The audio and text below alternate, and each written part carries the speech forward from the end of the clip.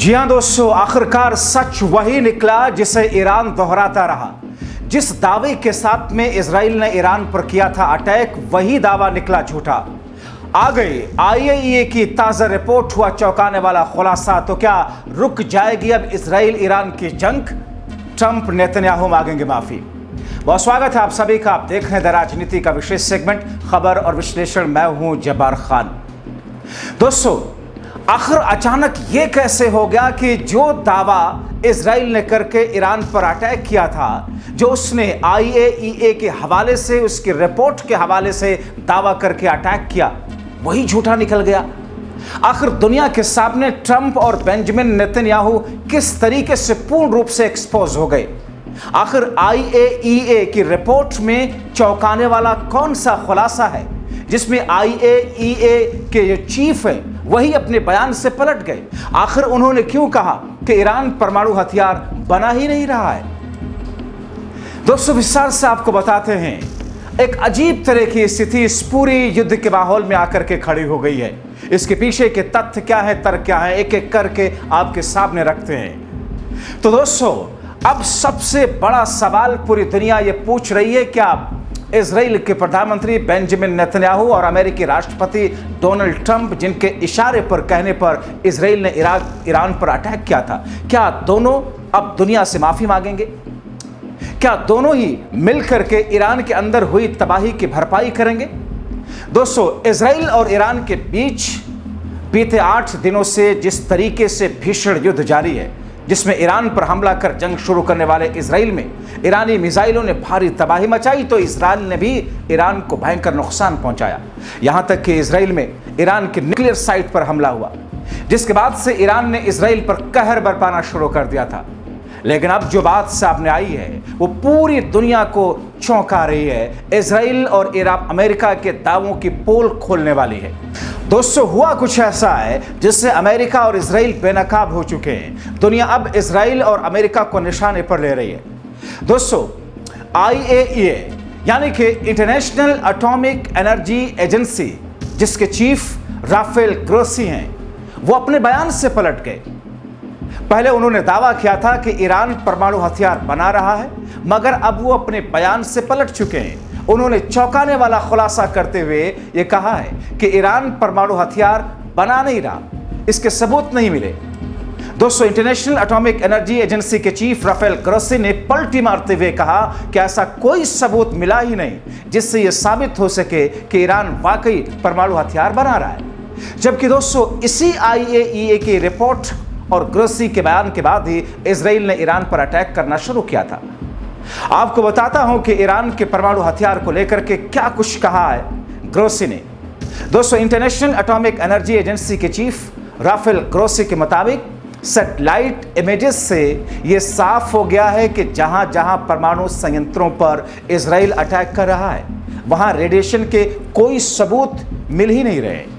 यह दावा किया गया था कि इजराइल ने ईरान के परमाणु ठिकानों को तबाह करने की कोशिश की है। इस युद्ध में अमेरिका के कूदने की उम्मीद जताई जा रही थी।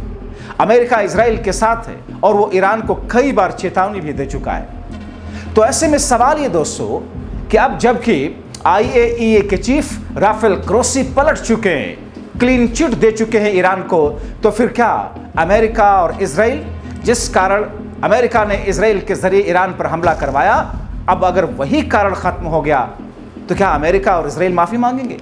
क्या ईरान में इजराइल ने जो तबाही मचाई उसकी भरपाई करेंगे? क्या अमेरिका ईरान को नुकसान की भरपाई के लिए फंड देगा? और सबसे बड़ी बात, क्या अमेरिका की इमेज ईरान के खिलाफ मनगढ़ंत ख्याली मंशा से ध्वस्त नहीं हुई है? आपको विस्तार से बताते हैं कि अब आगे होना क्या है, आगे अमेरिका और इजराइल करने क्या वाले हैं। मगर उससे पहले बात ईरान की प्रतिक्रिया की कर लेते हैं। दोस्तों, इंटरनेशनल एटॉमिक एनर्जी एजेंसी के चीफ राफेल ग्रोसी के ताज़ा बयान और ईरान को दिए क्लीन चिट के बाद ईरान ने कहा कि इंटरनेशनल एटॉमिक एनर्जी एजेंसी के चीफ राफेल ग्रोसी की इस बयान में बहुत देरी हो चुकी है, क्योंकि युद्ध अब न सिर्फ शुरू है बल्कि बहुत भीषण स्तर पर है। ईरान का कहना है, आयतुल्लाह खामनेई का कहना है कि आईएईए की गलत रिपोर्ट के चलते इजराइल ने ईरान पर अटैक किया था। दोस्तों, अंतर्राष्ट्रीय मामलों और खास करके अमेरिकी नीतियों के जानकार इसकी खास वजह बता रहे हैं। इन एक्सपर्ट का कहना है कि चूंकि ईरान के साथ में युद्ध में एक तरफ इजराइल कमजोर पड़ रहा है, दूसरी तरफ अमेरिका मौजूदा स्थिति और विश्व के हालात और ईरान के साथ में लगातार चीन, रशिया, नॉर्थ कोरिया, टर्की और इस्लामिक देशों के खड़े होने के बाद अमेरिका असहज हो गया। कई जानकारी मानते हैं कि इसीलिए शायद IAEA के द्वारा, उसके चीफ के द्वारा ऐसा बयान दिलवाया गया, ईरान को क्लीन चिट दिलवाई गई। दोस्तों, चूंकि ट्रंप को पता है कि ईरान से अगर युद्ध में फंसे तो वहां से निकलना मुश्किल होगा। अफगानिस्तान और इराक में अमेरिका ने काफी कुछ गंवाया। दूसरे, ट्रंप खुद को शांति के मसीहा के रूप में स्थापित करना चाहते हैं। उन्हें नोबेल शांति पुरस्कार की तलब हो गई है। यही कारण है कि भारत पाकिस्तान में सीजफायर का श्रेय लेने के लिए करीब 20 बार बयान दे चुके हैं, फिर भी दुनिया उन्हें घास नहीं डाल रही। चूंकि सवाल उठ रहे हैं कि क्या मध्य एशिया में अमेरिका कमजोर पड़ रहा है। अमेरिकी राष्ट्रपति डोनाल्ड ट्रंप की नीतियां और बयानबाजी हमेशा से अनिश्चितता और विरोधाभास से भरी रही हैं। ईरान पर हमले को लेकर ट्रंप की नीतियों में अनिश्चितता और विरोधाभास कई कारणों से उभरकर सामने आए। पूर्व में ट्रंप बार बार ईरान के साथ में कूटनीतिक समाधान की वकालत करते रहे। न्यूयॉर्क टाइम्स के अनुसार ट्रंप ने दावा किया कि उन्होंने ईरान को परमाणु समझौते के लिए 60 दिन का समय दिया था, जो कि 13 जून को समाप्त हुआ। लेकिन इजराइल के हमले के बाद ट्रंप ने इसे समर्थन दिया, ये कहते हुए कि वो हमले की योजना से पूरी तरह वाकिफ थे। एक तरफ ईरान के साथ बातचीत कर रहे थे, समझौते की वकालत कर रहे थे, तो दूसरी तरफ सैन्य कार्रवाई के समर्थन भी। इस तरह की बातों के चलते ट्रंप ने खुद को बहुत जटिल बना दिया।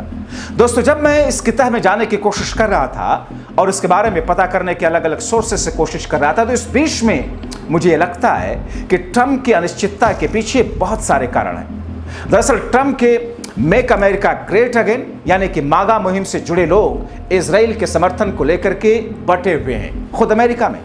14 जून 2025 को अल जजीरा लिखता है कि मार्जरी टेलर ग्रीन और चार्ली क्रेग जैसे उनके समर्थक मध्य पूर्व में युद्ध के खिलाफ हैं।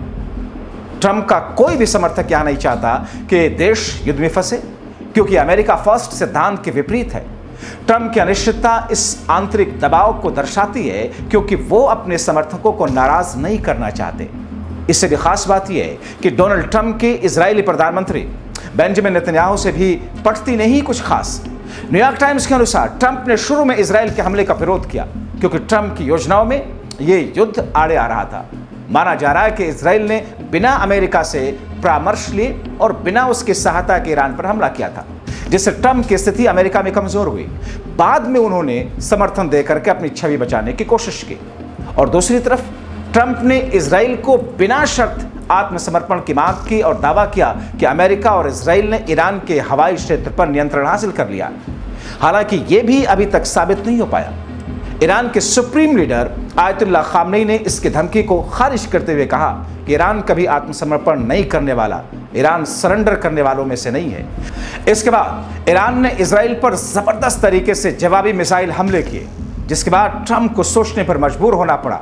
ट्रंप की सैन्य कार्रवाई की अनिश्चितता का एक कारण कांग्रेस और वैश्विक समुदाय का दबाव भी है। साथ ही ट्रंप खुद को शांति के मसीहा के रूप में स्थापित करना चाहते हैं। उन्हें नोबेल पुरस्कार की तलब है। यही वजह है कि भारत पाक में सीजफायर का, जैसा कि मैंने आपको बताया, किस तौर पर डोनाल्ड ट्रंप बयान बार बार देने के बावजूद वो उसको दर्शा नहीं पा रहे। कहा जा रहा है कि अमेरिका का बेशुमार अब अमेरिका के सामने मुश्किलें, मजबूरियां हैं। बताया जा रहा है कि दरअसल अमेरिका की आर्थिक स्थिति भी अब ऐसी नहीं है कि वो गैर जरूरी तरीके से किसी भी युद्ध में खुद को उलझा दे। चीन की बढ़ती इकॉनमी को रोकने के लिए ट्रंप हर संभव प्रयास कर रहे हैं। इराक और अफगानिस्तान के युद्ध में अमेरिका को भारी नुकसान पहुंचा, हजारों अमेरिकी सैनिक भी मारे गए। ट्रंप ने चुनाव अभियान के दौरान वादा किया था कि वो विदेशी युद्धों से बचेंगे।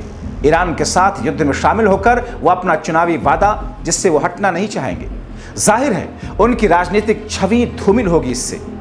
उधर ट्रंप की अपनी खुफिया प्रमुख तुलसी गाबार्ड ने मार्च 2025 में कहा था कि ईरान परमाणु हथियार नहीं बना रहा। अभी बात समझ में नहीं आ रही कि ट्रंप ने इजराइल के दावे का समर्थन क्यों किया कि ईरान परमाणु हथियार के करीब है बनाने के।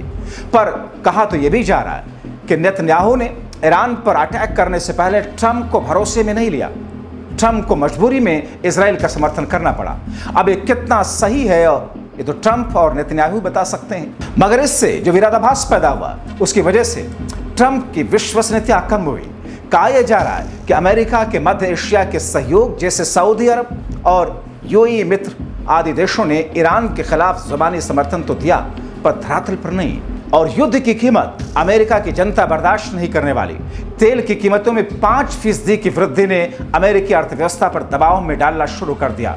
इसी तरीके से अगर बात इजराइल की कमजोरियों की करें तो अब तक हुए सभी वॉर में इजराइल के आयरन डोम और अन्य रक्षा प्रणालियां प्रभावी हो रही हैं और इस पर बार बार इजराइल ईरानी मिसाइलों को रोक पाने में नाकाम साबित हो रहा है। तेल अवीव में ईरानी मिसाइलों ने भयंकर तबाही मचाई।